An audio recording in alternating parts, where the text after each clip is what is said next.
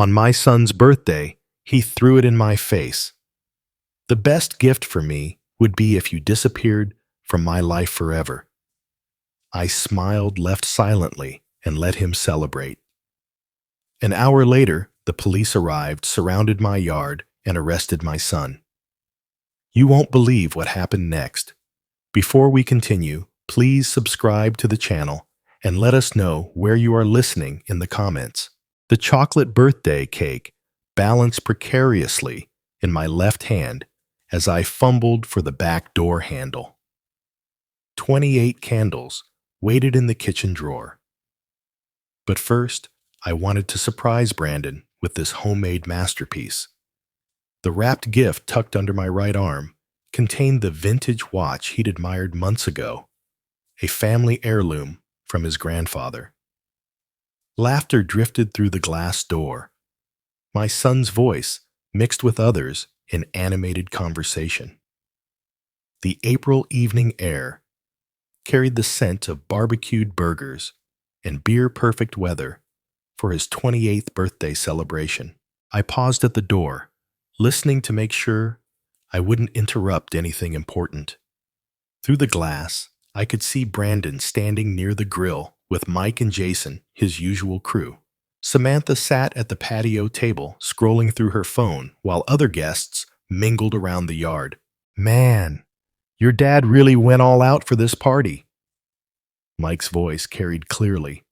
New sound system, premium beer, even hired that catering service for appetizers.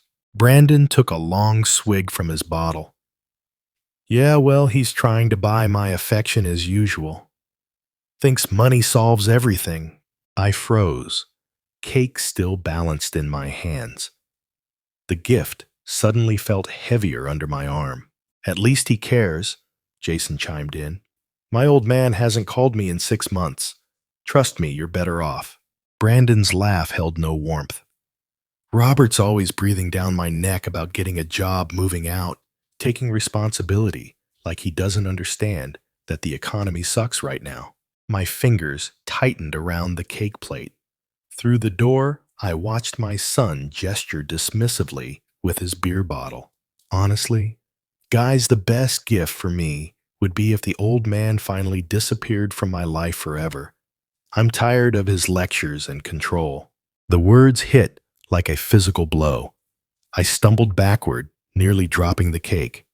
28 years of birthdays, Christmas mornings, baseball games, bedtime stories, all reduced to this moment of casual cruelty. Who would have thought your father was so pushy? Mike agreed, raising his bottle in mock salute. Jason snorted. Dude's probably got your whole life planned out in some spreadsheet. That's what engineers do, right? Exactly. Everything has to be his way or no way. Brandon turned toward the house, and I quickly stepped aside, pressing myself against the wall. Sometimes I wish he'd just, I don't know, find somewhere else to be permanently. The gift slipped from under my arm, landing softly on the doormat. I caught it just as my legs threatened to give out. The watch inside my father's watch, passed down through 3 generations, suddenly seemed worthless. You could always move out, Samantha called from the table, not looking up from her phone. With what money he controls everything. Acts like I'm still 12 years old. Brandon drained his beer and tossed the empty bottle into a nearby trash can. But hey, at least the free rent's decent. More laughter erupted from the group. I stood frozen, a 62-year-old man holding a birthday cake for someone who wished I'd disappear forever. The candles in the kitchen seemed pointless now. What was I celebrating? My hands began to shake. The cake wobbled dangerously as memories flooded back Brandon's graduation party, where he'd introduced me as the guy who pays for everything. The family dinner, where he'd rolled his eyes at every story I told. The Christmas morning when he'd barely looked up from his phone while opening gifts. 28 years. Had I been this blind the entire time? I leaned against the doorframe, struggling to process what I just heard. Inside the house, my kitchen waited with birthday decorations I'd hung this morning. The dining room table held wrapped presents I'd spent weeks selecting. Everything I'd done, everything I'd planned, reduced to unwanted control and pushy interference. The party continued without any knowledge of my presence. Brandon had moved closer to the grill, flipping burgers, while Mike told some story that had everyone laughing. They looked so comfortable, so natural in their mockery of the man who provided the house, the food, the very ground they stood on. I backed away from the door, cake still trembling in my grip, the wrapped watch feeling like dead weight in my other hand. Through the glass, I could see my son, living his truth, enjoying a party funded by but someone he wished would disappear. My chest tightened, with something beyond hurt, something colder, more calculating. I thought about the mortgage I'd been paying for 5 years since buying this house, the utilities, the insurance, the property taxes, the food in the refrigerator, the car in the driveway that Brandon drove without permission, everything he took for granted while wishing I'd vanished from his life. I turned toward the kitchen, my mind beginning to work differently. If Brandon wanted me gone so badly, perhaps it was time to grant his birthday wish, but not in the way he expected. The cake could wait. The candles could wait. First, I needed to make some phone calls. 10 minutes had passed since I'd retreated to the kitchen. The birthday cake sat abandoned on the counter, frosting slightly melted from my trembling hands. I'd paced between the refrigerator and the window, watching my son continue his celebration while processing the devastation of his words. Now, I walked back through the sliding door with measured steps. No cake, no gift, no pretense of celebration. Just a father demanding answers from his ungrateful son.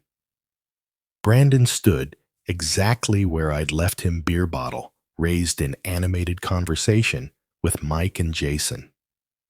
The barbecue smoke drifted lazily between us as I approached their circle.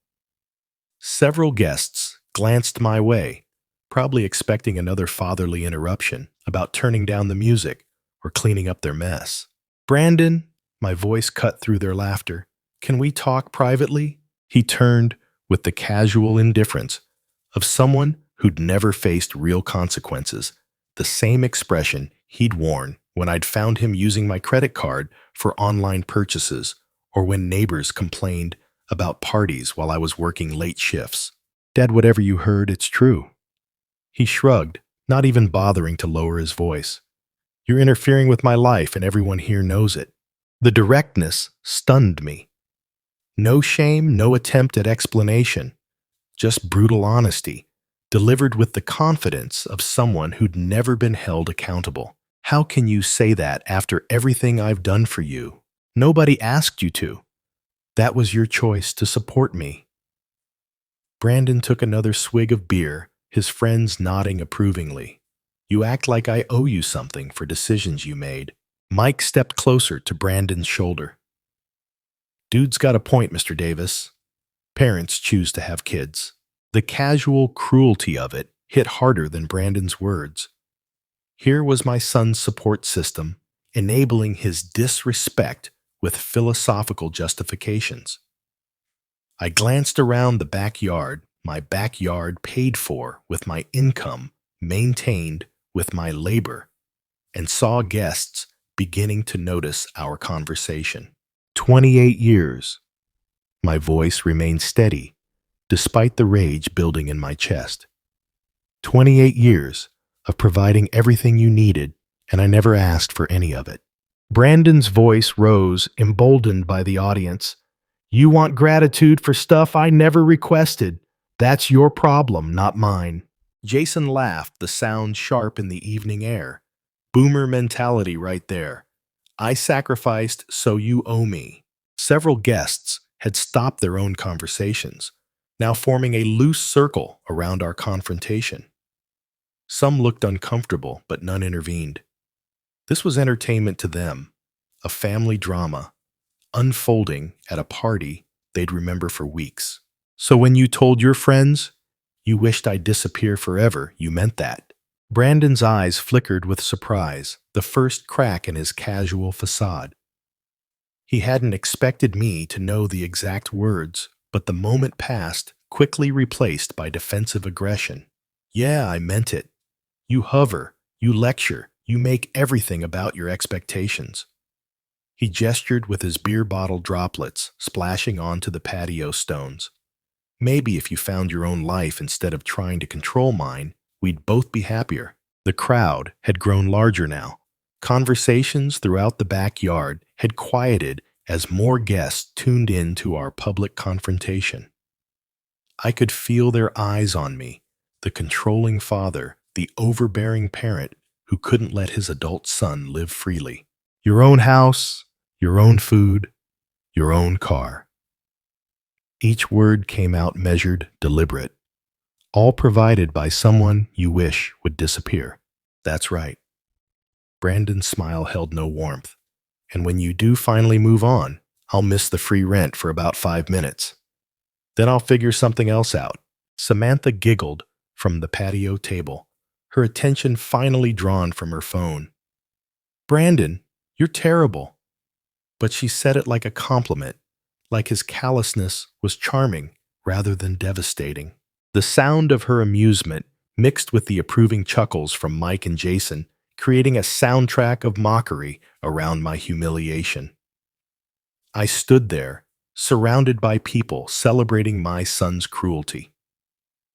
28 years of midnight feedings, school projects, driving lessons, college tuition, all reduced to unwanted interference in front of an audience that found our family's destruction amusing. The party continued around us, music still playing.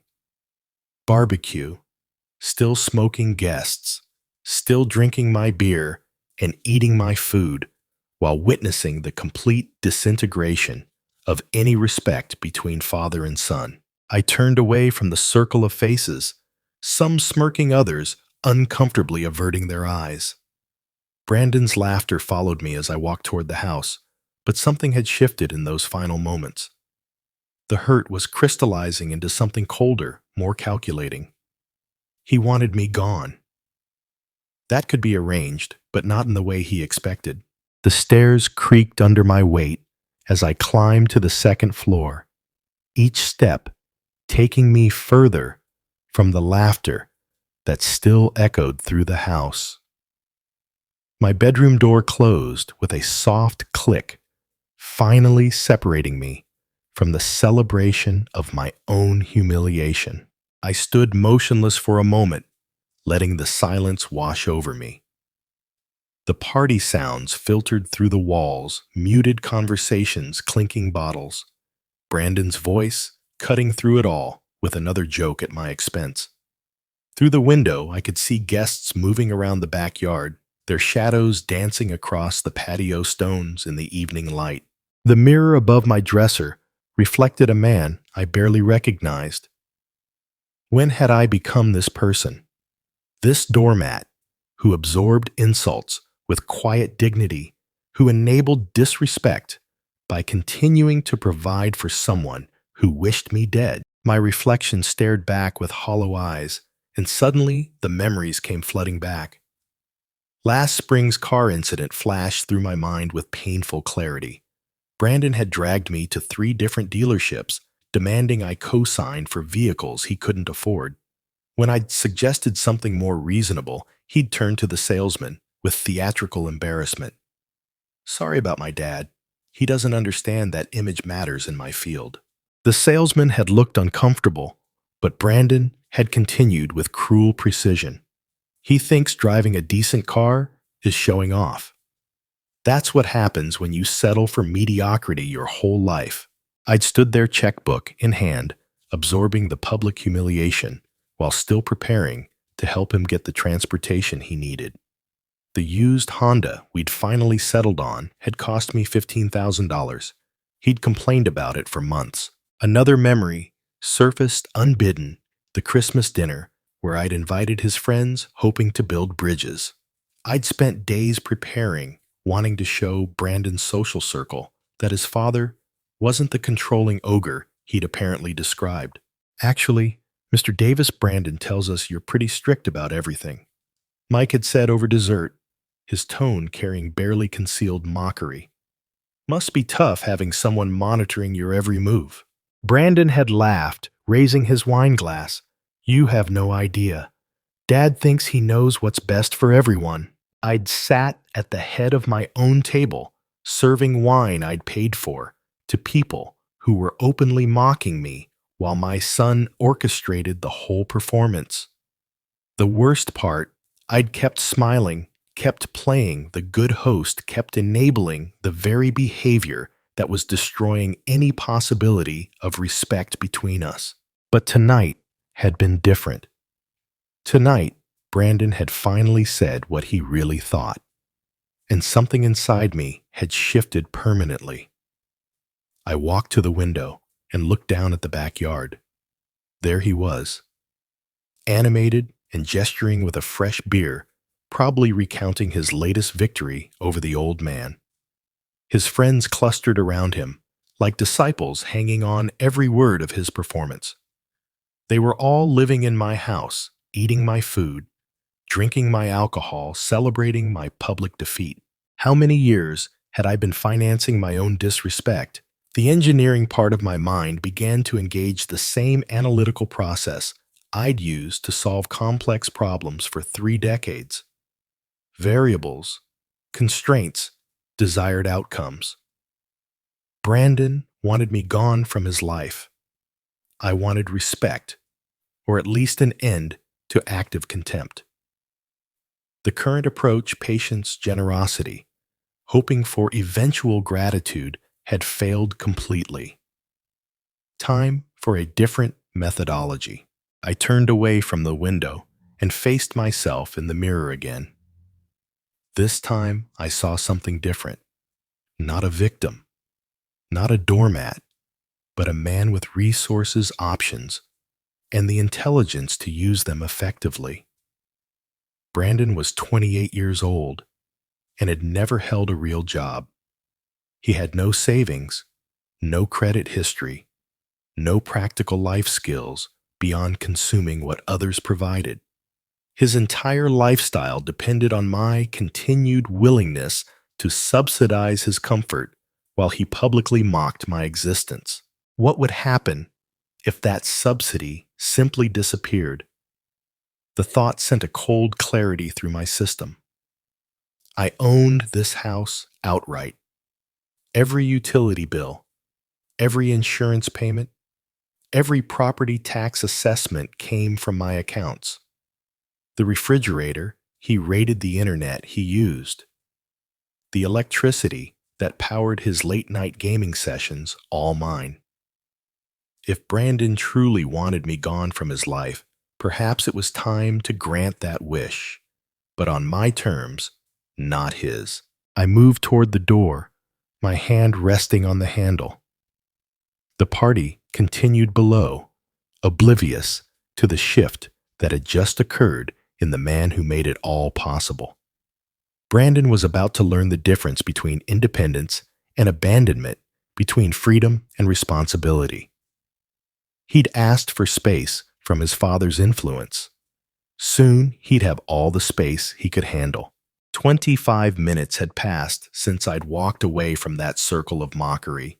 Now I descended the stairs with measured steps, each one taking me closer to a confrontation that would reshape the dynamics of this house permanently.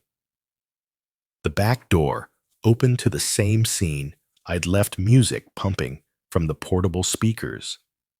Guests clustered around the patio with drinks, Brandon holding court near the barbecue grill. But something fundamental had changed, not in the party, but in me. I walked directly across the yard toward the DJ table, where someone had set up the sound system. Conversations continued around me, most guests unaware that the man who owned everything they were enjoying had just made a decision that would alter their evening considerably. The wireless microphone sat next to the speakers, exactly where I'd hoped to find it. I picked it up with the same calm precision I'd once used to present engineering solutions to corporate boards. The music continued for another moment before I located the volume control. Silence fell across the backyard like a curtain dropping. "The party is over." My voice carried clearly through the speakers to every corner of my property. "I'm asking everyone to leave my property now." The words landed with the impact of a physical blow. Conversation stopped mid-sentence. Beer bottles paused halfway to lips. Even the most intoxicated guests understood that something significant had just occurred. Brandon's face went through a rapid sequence of emotions: surprise, embarrassment, then settling into the familiar arrogance that had defined our relationship for years. "Nobody's going anywhere." He stepped forward, addressing the crowd rather than me. "This is my party, and you're all welcome to stay as long as you want." Mike immediately moved to Brandon's side, his support as predictable as sunrise. "Robert, don't ruin the kid's celebration. It's his birthday." "This is my property," I replied into the microphone, my voice steady and factual. "I have the legal right to decide who stays and who leaves." Jason laughed, the same dismissive sound I'd heard earlier. "Come on, Mr. Davis, don't be dramatic. We're not hurting anything." Several guests shifted uncomfortably, sensing the family conflict escalating beyond normal boundaries. But Brandon's inner circle rallied around him with the loyalty of people who had never faced real consequences for their actions. "Dad, put the microphone down and stop embarrassing yourself." Brandon's voice carried the condescending tone he'd perfected over years of taking my support for granted. "These are my friends. This is my party. And you're acting like a crazy person." The microphone amplified my response to every guest scattered across the yard. "I own this house. I pay the mortgage, the utilities, the insurance, and the property taxes. This is not your property, Brandon. It's mine. So what you've been supporting me for years, that's what parents do." He gestured dismissively, playing to his audience. "You can't just kick people out because you're having some kind of breakdown." Samantha giggled from her position at the patio table, apparently finding our family's legal dispute entertaining. Several other guests murmured among themselves, but none moved toward the exit. "Actually, I can." The microphone ensured my words reached everyone clearly. "Any property owner has the right to ask people to leave. If they refuse, it becomes trespassing." The casual certainty in my voice seemed to penetrate even Brandon's alcohol-fueled confidence. He looked around at his friends, seeking the same support that had emboldened him during our earlier confrontation. "You're not serious," Mike said, but his tone had lost some of its earlier dismissiveness. "You wouldn't actually call the cops on your own son's birthday party. Watch me." I set the microphone down on the table and turned toward the house. "You have 5 minutes to leave voluntarily. After that, the police will remove you as trespassers." Brandon's voice rose behind me, no longer the controlled mockery of earlier, but something approaching panic. "Dad, you can't do this. These people are my friends." I paused at the back door and looked over the gathering one final time. 30 years of hosting Brandon's friends, buying food for his parties, cleaning up the mess afterward, and enduring their casual disrespect in my own backyard. "You wanted me gone from your life," I said, my voice carrying without amplification. "This is how that works. When I'm gone, my house goes with me." The door closed behind me with a soft click, muffling the eruption of voices that followed. Through the kitchen window, I could see guests looking toward the house, uncertainly, some already moving toward the side gate. I walked to the wall phone and dialed 911.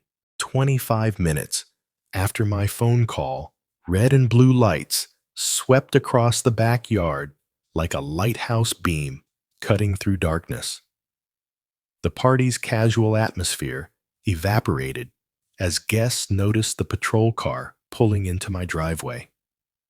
Officer James Miller appeared first through the side gate, his uniform and badge immediately commanding attention from every person on my property. His partner, Officer Linda Garcia, followed close behind, both carrying the unmistakable authority that comes with legal power. Who called the police? Officer Miller's voice carried the professional neutrality I'd expected from suburban law enforcement. I did. I stepped forward from my position near the back door.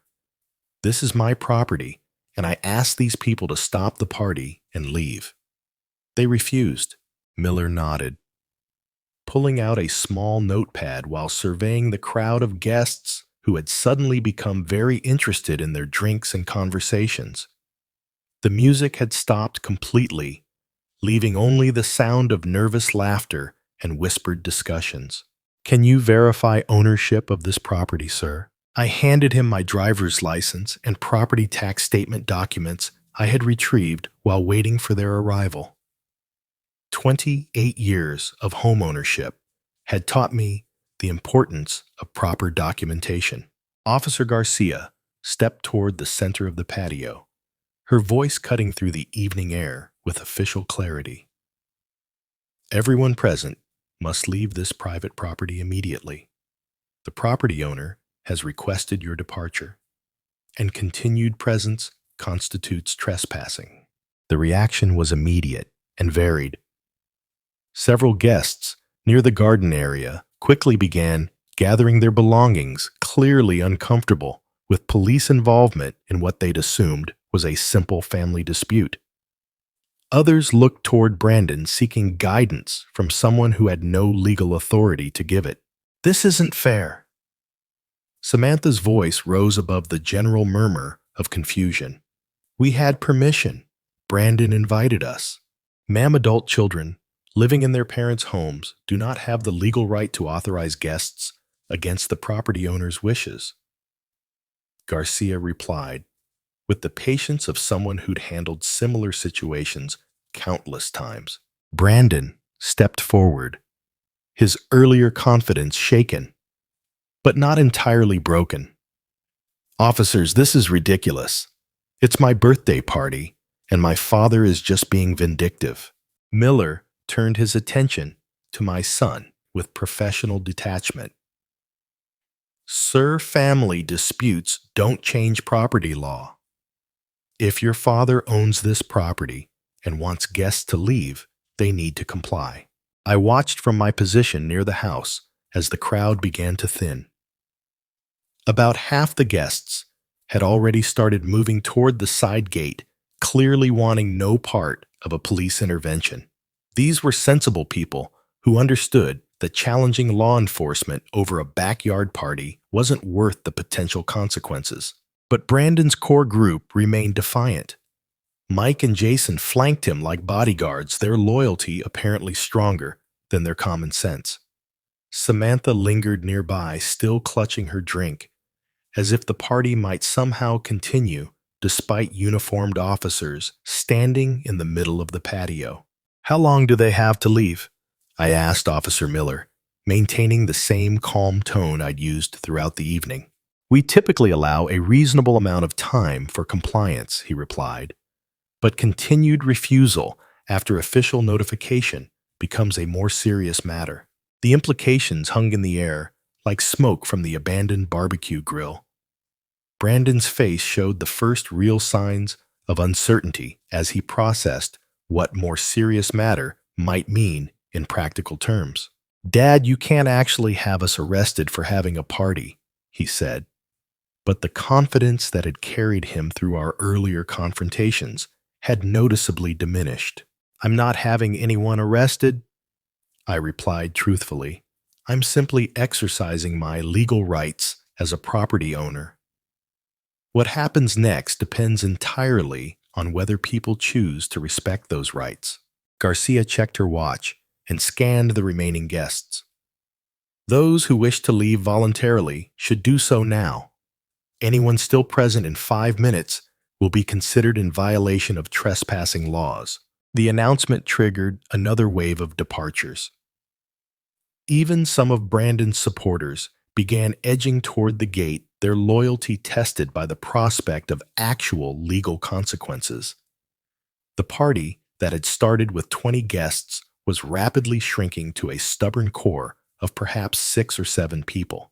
Brandon looked around at his dwindling support network, finally beginning to grasp the reality of his situation. But instead of backing down, he crossed his arms and planted his feet more firmly on my patio stones. I live here, he announced to the officers. This is my home too.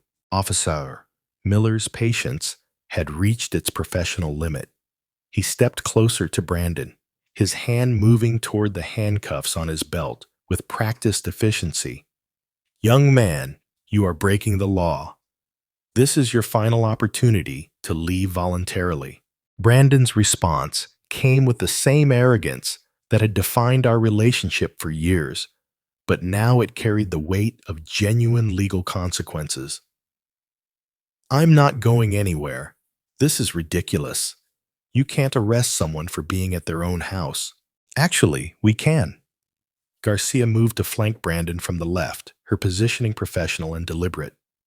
You don't own this property, and you've been ordered to leave by the legal owner. The reality of his situation seemed to hit Brandon like cold water. His eyes darted between the 2 officers, then toward me standing near the back door, then to his remaining friends, who watched in stunned silence. Dad, tell them this is crazy. I live here. You live here by my permission, I replied calmly. Permission I'm withdrawing. Miller stepped forward, with the handcuffs visible. Turn around and place your hands behind your back. Are you serious right now?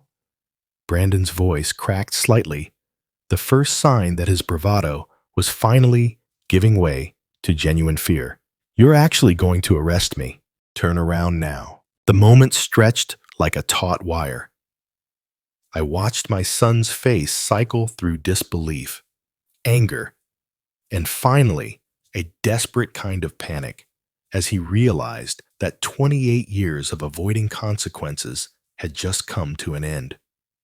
Brandon slowly turned around, his movement stiff with resentment. The click of handcuffs closing around his wrists echoed across the empty patio with the finality of a closing door.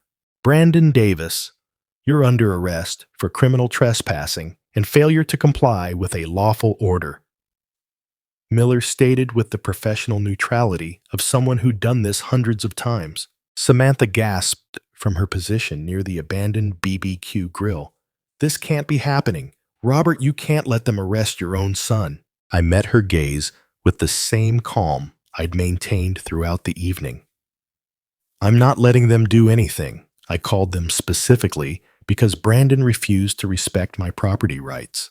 As the officers began walking Brandon toward the side gate, he twisted around to face me. His expression transformed into something I'd never seen before, genuine hatred mixed with disbelief. Dad, I will never forgive you for this. You think you've won something, but you just made the biggest mistake of your life. The venom in his voice would have devastated me just hours earlier. Now, it simply confirmed that my decision to take drastic action had been correct. A son who could speak to his father with such hatred while being arrested for trespassing on his father's property had lost any claim to family loyalty. We'll see, I replied. Miller opened the rear door of the patrol car, his hand guiding Brandon's head as he climbed into the back seat. Through the window, I could see my son's face contorted with rage, his mouth moving in what I assumed were additional threats I was grateful not to hear. Mike stepped forward, His earlier confidence completely evaporated. "Officer, how long will he be held? When can we bail him out?" "That depends on the charges and the judge's decision," Garcia replied. "Criminal trespassing can carry a sentence of up to 2 weeks in county jail plus fines." 2 weeks. The number settled into my mind with perfect satisfaction. 2 weeks would give me adequate time to make the changes I'd been contemplating during my transformation upstairs. The patrol car's engine started, and red and blue lights began rotating again as the vehicle backed out of my driveway. I watched from my position on the back porch as my son was driven away, officially in police custody, finally facing real consequences for his choices.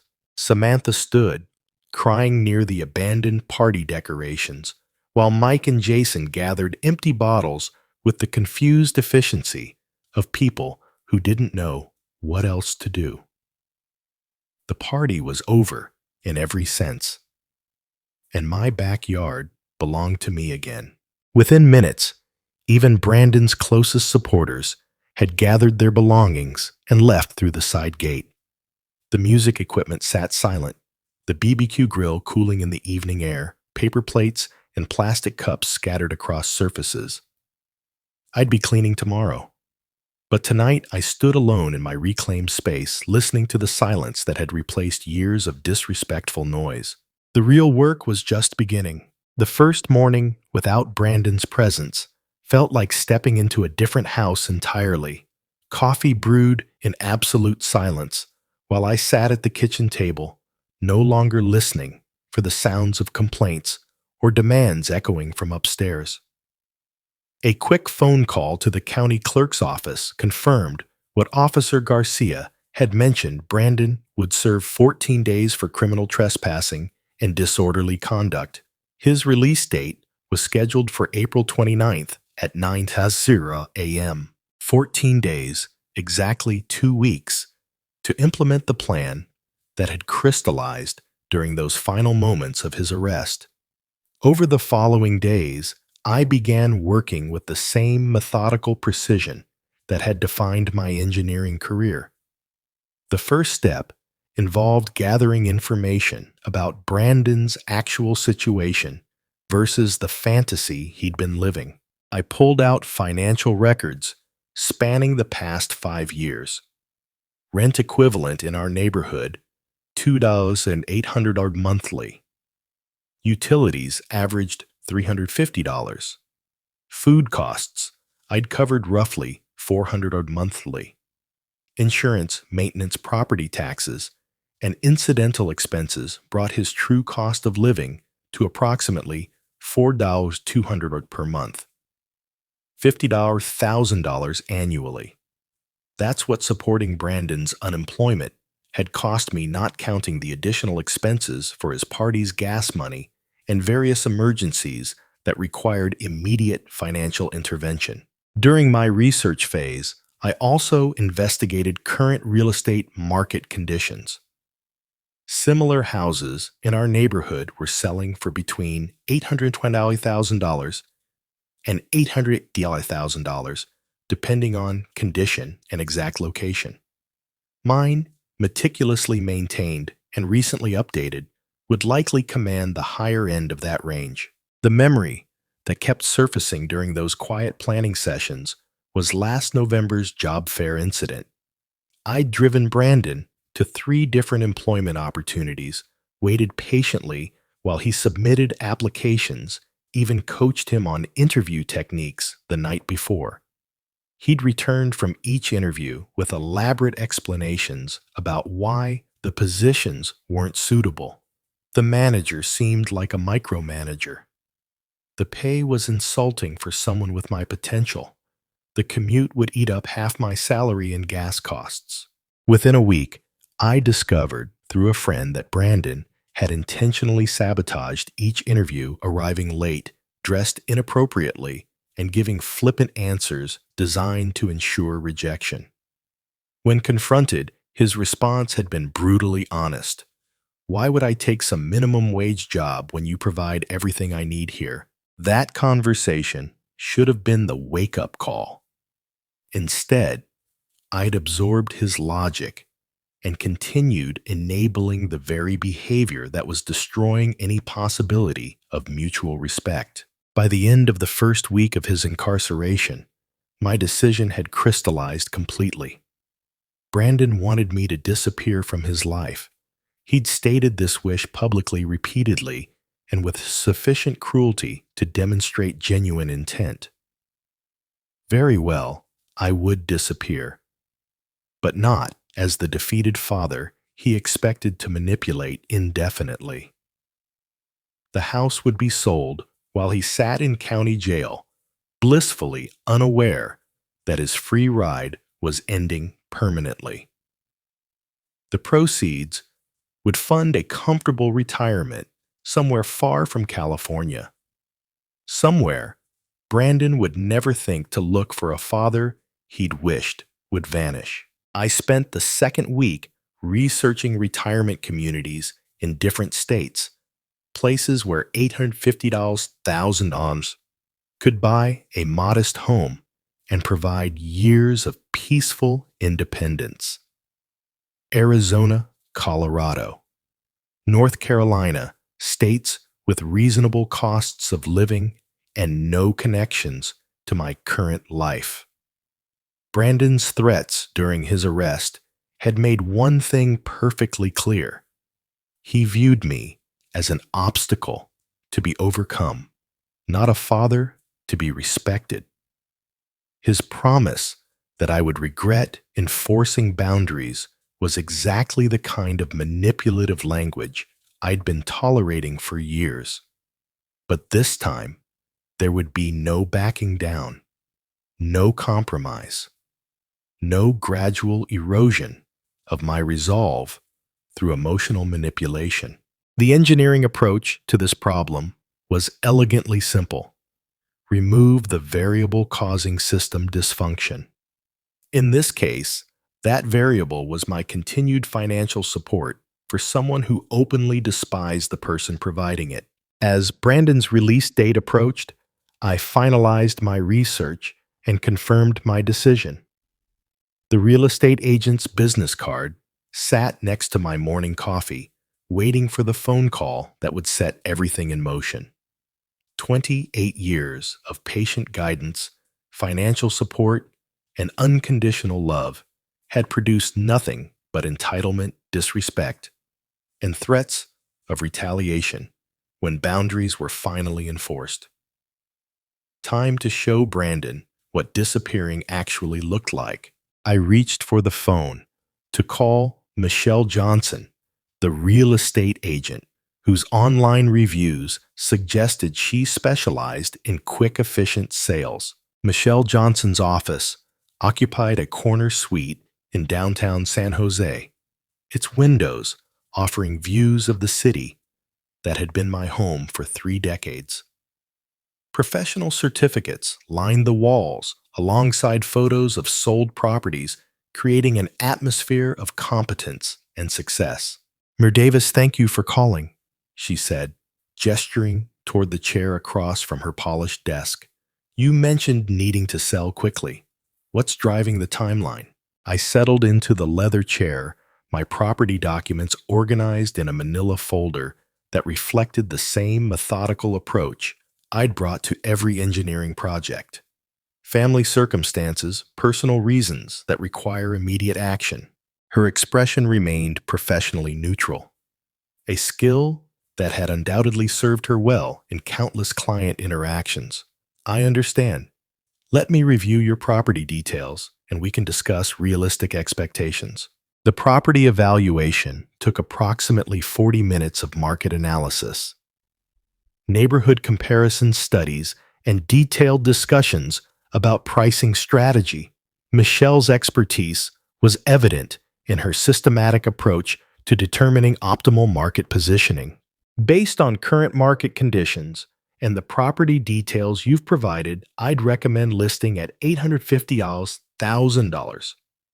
At that price point, with proper staging and marketing, we should attract serious buyers within a week. Perfect. The timeline aligned exactly with my private deadline.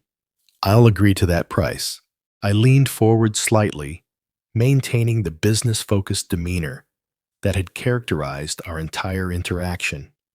I'm prepared to offer you a significant bonus if the sale closes within 7 days.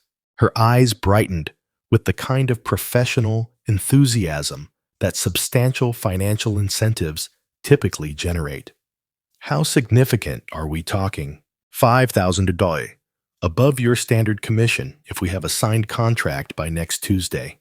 Mr. Davis, you have my complete attention and commitment. Let's visit the property this afternoon so I can conduct a proper evaluation.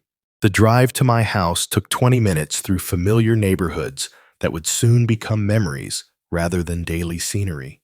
Michelle followed in her own vehicle, her professional camera equipment visible through the rear window. Walking through my home with someone evaluating its market value created an unexpectedly emotional experience. Every room held memories of Brandon's childhood birthday parties, homework sessions, the gradual transformation from grateful child to entitled adult. The maintenance level is exceptional, Michelle observed, photographing the updated kitchen and recently refinished hardwood floors. This property will show beautifully. Have you considered professional staging? Whatever you recommend. Cost isn't the primary concern. She moved through each room with practiced efficiency, noting architectural details, natural lighting, and the kinds of features that attract buyers in our competitive market. Her assessment confirmed what my research had suggested: the house was positioned perfectly for rapid sale. Honestly, Mr. Davis, properties in this condition don't stay on the market long. With the right marketing approach and competitive pricing, I'm confident we can have multiple offers by the weekend. Multiple offers meant potential bidding wars, which could drive the final price even higher than our listing target. Brandon's 2-week sentence was providing advantages I hadn't anticipated when this plan first crystallized. Back in her office, the contract negotiation proceeded with remarkable efficiency. Standard seller disclosure forms, marketing strategy agreements, and timeline specifications filled the afternoon with productive legal documentation. I'll have professional photographs taken tomorrow morning, Michelle explained, while organizing the signed paperwork. Listing goes live Thursday, open house, scheduled for Saturday and Sunday. Given the urgency and bonus structure, this property gets absolute priority in my schedule. The bonus arrangement was structured as performance-based compensation, entirely legal and professionally appropriate. $5,000 represented substantial motivation for an agent whose annual income depended on successful closings. Mr. Davis, I have to ask, are you planning to relocate? This seems like more than just downsizing. Complete life change, I replied truthfully, though the full context would have shocked her professional composure. Sometimes circumstances require dramatic decisions. She nodded with the kind of understanding that suggested experience with clients undergoing major life transitions. Well, I'll make sure this transition proceeds as smoothly as possible. The signed contracts felt substantial in my hands as I prepared to leave her office. 7 days remained until Brandon's scheduled release, and the mechanism for his ultimate lesson in consequences was now legally documented and professionally managed. One more thing, I said, pausing at her office door. I may need to coordinate timing very precisely. Can you keep me updated on any interested buyers immediately? Absolutely. You'll have real-time updates on every showing, every inquiry, every offer. This is going to move fast. I walked to my car with the satisfaction of someone who had just converted years of planning into concrete action. The house that had sheltered Brandon's entitlement for 28 years would soon belong to strangers who actually appreciated having a place to call home. Now, I needed to learn exactly when Brandon would be released so I could time the final phase perfectly. The drive to Santa Clara County Jail took 30 minutes through morning traffic that gave me time to prepare for what would likely be my final interaction with any aspect of Brandon's current circumstances. The facility emerged from the industrial landscape like a concrete monument to consequences exactly what my son would soon understand intimately. Security procedures required identification, verification, metal detector, screening, and visitor registration that transformed citizens into processed subjects within the institutional system. The efficiency impressed me with its methodical approach to human management. I need information about an inmate. I told the corrections officer at the visitor information desk, sliding my driver's license across the polished counter. Sergeant Davis, no relation, despite the shared surname, reviewed my identification with the professional neutrality that characterized every aspect of this sterile environment. His uniform and badge represented authority that transcended personal feelings or family dynamics. Name of the inmate, Brandon Davis. He's serving 2 weeks for criminal trespassing. The sergeant's fingers moved across his computer keyboard with practiced efficiency, accessing databases that contained every detail of Brandon's current legal situation. The institutional system had reduced my son to a number, a cell assignment, and a release schedule. Brandon Davis booked April 15th. His eyes scanned the monitor without emotion. Your son will be released April 29th at 9:00 a.m. Perfect. The timing aligned exactly with my strategic requirements. Thank you for that information. I maintained the same professional tone that had characterized my entire interaction with this facility. Is there anything else I should know about the release process? Standard release procedures. He'll be processed out through this same building. Return personal effects. Given transportation voucher if requested. Sergeant Davis looked up from his screen with the kind of helpful efficiency that marked quality public service. Would you like to visit with him while you're here?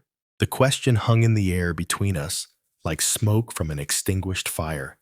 Here was my opportunity to see Brandon face to face, to gauge his emotional state, perhaps even to prepare him for what awaited his return home. No, that won't be necessary. 4 words that severed whatever remained of traditional parental obligation. Sergeant Davis showed no reaction to my refusal. Family dynamics weren't part of his professional concern, only procedural compliance and information distribution. Visiting hours are daily from 2 to 4 p.m.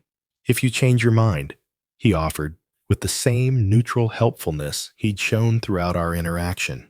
I appreciate the information, but I have everything I need. The conversation concluded with the institutional efficiency that had marked its beginning. No personal questions, no judgment about family relationships, no curiosity about my reasons for gathering release information without visiting my incarcerated son. Walking back through the security checkpoints felt like emerging from a controlled environment designed to strip away individual identity and personal choice. Brandon had spent 10 days in this system that reduced humans to numbers and schedules, learning what accountability actually meant in practical terms. The drive home provided time to calculate final timeline coordination. April 29th, 9:70 a.m. Brandon would be processed out of a county jail, expecting to return to the house that had sheltered his entitlement for 28 years. Instead, he would discover that his father had finally taken his advice about disappearing from his life.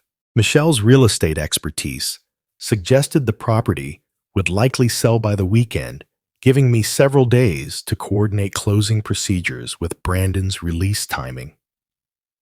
The house that had enabled his disrespect would belong to strangers who appreciated having a place to call home.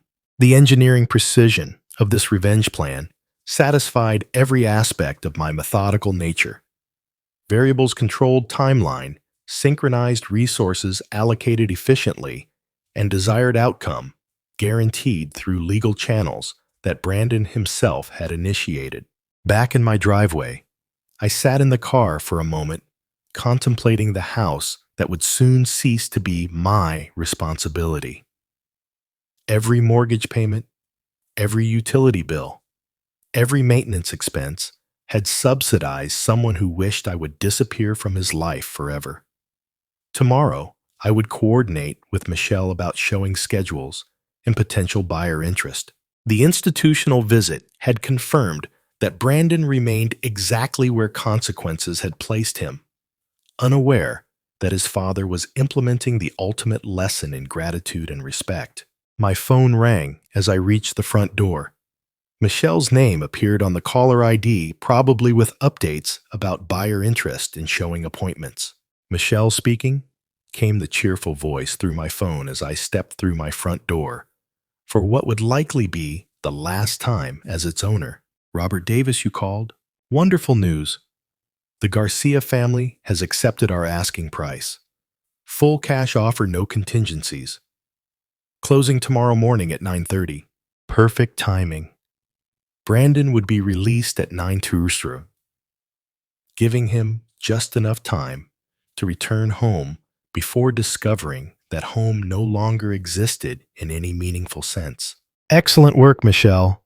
That bonus is well earned." The next 24 hours compressed into a whirlwind of final arrangements that would have impressed any project manager moving trucks, document signing key transfers, and the careful coordination of a revenge plan. 2 weeks in the making. Carlos and Maria Garcia arrived with their 2 children and a moving truck, filled with the hopeful energy that comes with starting fresh in a new home.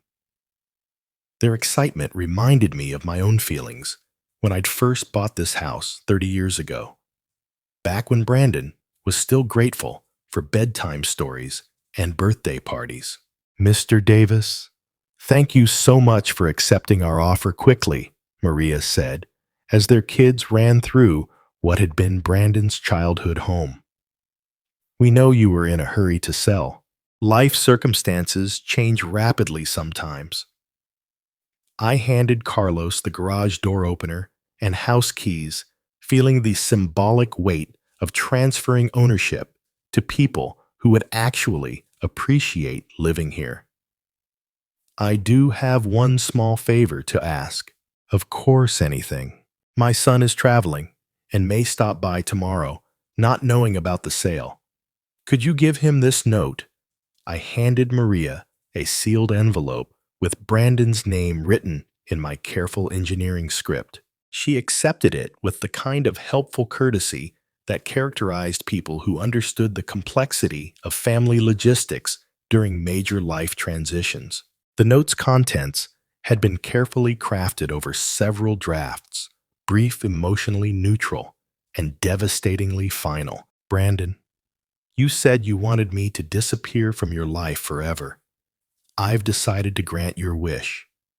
The house has been sold. I am traveling extensively and will be unreachable indefinitely. You now have the independence you've always demanded. Robert."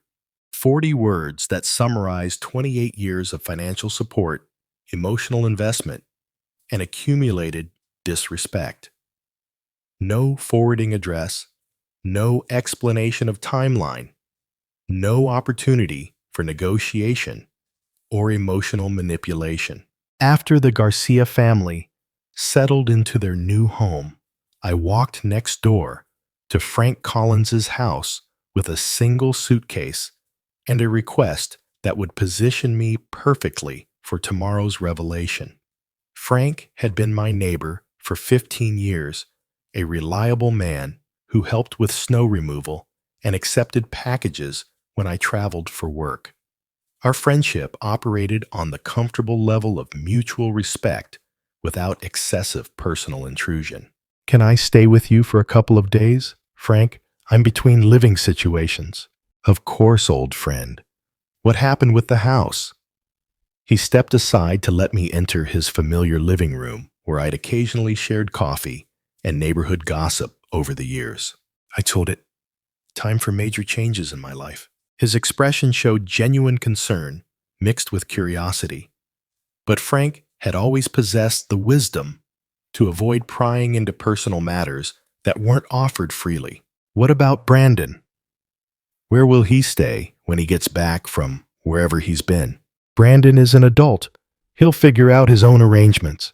Something in my tone must have conveyed the finality of that statement because Frank nodded without pursuing the subject further. His guest room was comfortable and, more importantly, positioned with a perfect view of my former home's front entrance. That evening, I sat by Frank's window, watching the Garcia family unpack boxes and arrange furniture in rooms where Brandon had spent years taking my generosity for granted. Tomorrow morning, he would walk up that driveway, expecting to resume his comfortable lifestyle of unemployment, subsidized by parental enabling. Instead, he would meet strangers who owned everything he'd assumed would always be available for his use. The engineering precision of this revenge plan satisfied every aspect of my methodical nature. Variables, controlled, timeline synchronized resources allocated efficiently, and desired outcome, guaranteed through legal channels that Brandon himself had initiated. Frank knocked on the guest room door around 10 p.m., bringing fresh towels and the kind of practical hospitality that had characterized our entire friendship. Everything you need in here, Robert. Everything's perfect, Frank. Thank you for the accommodation. Stay as long as necessary. Whatever is going on with your family situation, you've got support here. He left me alone with my thoughts and my view of the house where Brandon expected to continue living at my expense. Tomorrow would bring the ultimate lesson in consequences delivered with the same precision I'd once applied to solving complex engineering problems. The last thing I saw before turning off the lights was Maria Garcia closing the curtains in what had been Brandon's bedroom window. 9:30. Arrived with the precision I'd spent 2 weeks orchestrating. From Frank's upstairs window, I watched Brandon round the corner onto our street, walking with the casual confidence of someone returning to familiar territory. He looked exactly as I'd expected after 2 weeks in county jail, slightly thinner, wearing the same clothes he'd been arrested in, carrying a small plastic bag containing whatever personal items they'd returned to him. His posture showed no trace of humility or reflection, just the eager anticipation of someone ready to resume his comfortable lifestyle. Brandon approached the front walkway without hesitation, pulling out keys that would no longer work and locks that were no longer his to open. The sight of him reaching confidently for a door that belonged to strangers struck me as the perfect metaphor for everything wrong with our relationship. The Garcia children were playing in the front yard while Carlos unloaded boxes from their truck. The sound of unfamiliar voices speaking Spanish made Brandon pause, his expression shifting from confidence to confusion as he processed the scene before him. "Excuse me." His voice carried the entitled tone I'd heard countless times when he wanted something from people he considered beneath his attention. "Who are you people, and what are you doing in my house?" Carlos straightened from the moving box he'd been lifting, his expression showing the polite confusion of someone encountering an unexpected situation. "Sorry, friend, but this is our house now. We bought it last week." "That's impossible." Brandon's voice rose with the kind of indignation he'd perfected over years of having his reality challenged by inconvenient facts. I live here. This is my family's home. Maria appeared in the doorway, clearly drawn by the commotion in her front yard. She took in Brandon's agitated state with the practical assessment of a mother who dealt with countless neighborhood disputes and childhood conflicts. "Are you Brandon Davis?" she asked, with the careful politeness that characterized her entire approach to this awkward situation. "Yes, finally someone with sense. Now please explain why strangers are in my house with all their belongings." "The previous owner left something for you." Maria disappeared briefly into the house, returning with the sealed envelope that contained 2 weeks of careful planning condensed into 40 devastating words. Brandon accepted the envelope with the suspicious reluctance of someone who'd learned to expect bad news from official-looking documents. His fingers trembled slightly as he tore open the seal, the first physical sign that some part of him understood this moment would change everything. I leaned forward against Frank's window, watching my son's face as he read the note that would complete his education in consequences and gratitude. "Brandon, you said you wanted me to disappear from your life forever. I've decided to grant your wish. The house has been sold. I am traveling extensively and will be unreachable indefinitely. You now have the independence you've always demanded. Robert." The progression across his features was exactly what I'd anticipated.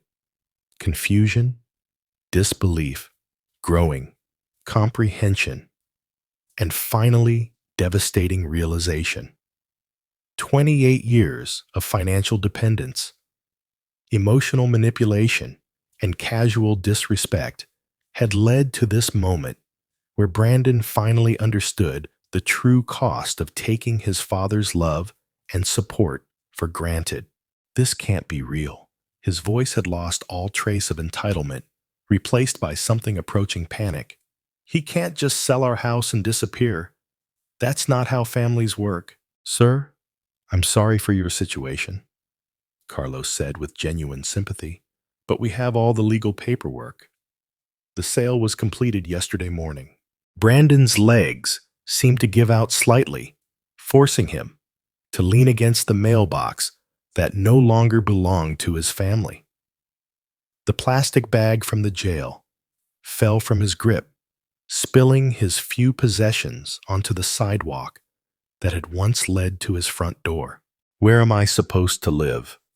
How am I supposed to eat?" The questions came out as desperate whispers rather than the demands I'd grown accustomed to hearing. Maria and Carlos exchanged glances, clearly uncomfortable with witnessing this family crisis, but uncertain how to help someone whose father had deliberately orchestrated his homelessness. From my hidden position, I felt a complex mixture of satisfaction and unexpected sympathy. The justice was perfect. Brandon had received exactly what he'd claimed to want, but watching his complete emotional collapse stirred something uncomfortably close to paternal concern. He stood there on the sidewalk, reading and rereading the note, as if repetition might change its contents. The house behind him buzzed with the activity of a family who appreciated having a place to call home while he faced the reality of having nowhere to go. 28 years of enabling had ended with 40 words in a sold house.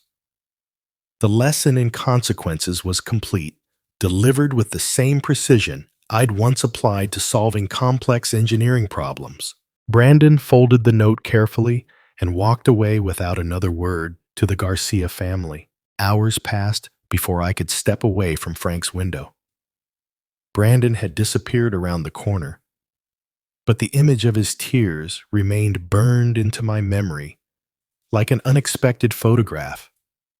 He'd cried, not the angry, manipulative tears I'd witnessed during childhood tantrums, but genuine, heartbroken sobs of someone who'd finally understood the true cost of his choices. For 28 years, I'd wondered if any authentic emotion existed beneath his entitled exterior. The answer had arrived precisely when it no longer mattered. Frank found me in his kitchen that evening staring at a cup of coffee that had grown cold while I processed the complex aftermath of successful revenge. "Rough day, watching the neighborhood drama?" he asked, with the careful tone of someone who suspected more than he was willing to say directly. "Something like that." The young man seemed pretty upset about losing his family home. I met Frank's eyes, seeing the genuine concern of someone who'd witnessed pain without understanding its origins. Sometimes consequences take years to arrive, but they always do eventually. Frank nodded, with the wisdom of someone who'd lived long enough to understand that justice rarely arrives on schedule, but rarely fails to arrive at all. "Thank you for the hospitality," I said, rising from the table where I'd spent so many hours planning and plotting. "I'm moving on tomorrow morning." "Where are you headed, Robert?" "To the ocean. Time to start completely fresh." Frank didn't press for details, understanding instinctively that some life changes require privacy rather than explanation. His friendship had provided exactly the support I needed during this transition, without demanding more information than I was willing to share. "You've got my number if you need anything," he offered, though we both understood this goodbye carried the permanence of someone choosing to leave his entire past behind. The next morning arrived with the kind of California sunshine that makes new beginnings seem not just possible, but inevitable. I loaded my single suitcase into the car I'd barely driven during 2 weeks of strategic planning, feeling lighter than I had in decades. Frank appeared on his porch as I backed out of his driveway, raising a hand in farewell that carried 30 years of neighborly respect compressed into a single gesture. I waved back, genuinely grateful for his unwitting support during the most complex moral decision of my life. The highway stretched west toward the Pacific, carrying me away from everything I'd known toward possibilities I hadn't dared imagine 2 weeks ago. $850,000 in my bank account. No family obligations. No one depending on my financial support or emotional availability. Brandon had gotten exactly what he'd claimed to want, a father who disappeared from his life forever. I'd granted his birthday wish with the same engineering precision I'd once applied to solving complex technical problems. The justice was perfect, delivered through natural consequences rather than malicious revenge. Yet his tears had changed something fundamental in the equation, not the outcome that remained fixed and appropriate, but my understanding of who he was beneath the entitlement had shifted in those final moments when authentic emotion replaced practiced manipulation. He was still my son, despite everything still capable of genuine feeling, despite years of evidence suggesting otherwise. Still human, despite behavior that had often seemed calculatedly cruel. That recognition didn't change my decision to leave or my conviction that consequences were necessary and appropriate, but it added a layer of complexity to what had started as simple justice and evolved into something approaching wisdom. The coastal highway appeared ahead, promising miles of ocean views and small towns where no one knew my history or expected me to subsidize anyone's lifestyle. Communities where 62 years of accumulated experience might be valued rather than exploited. I'd spent 28 years enabling someone who wished I would disappear. Now, I was granting that wish while creating the life I should have built for myself decades ago. The morning sun reflected off my windshield as I drove toward whatever came next, carrying nothing but the clothes in my suitcase and the hard-earned knowledge that respect once lost can only be reclaimed through actions rather than words. Behind me, Brandon was learning the same lesson from the other direction. Ahead, the ocean waited with horizons I'd never explored and possibilities I'd never considered. It was time to find out who I was when no one needed anything from me. If you like this story, please like this video, subscribe to the channel, and share your impressions of this story in the comments. To listen to the next story, click on the box on the left. Thank you for watching.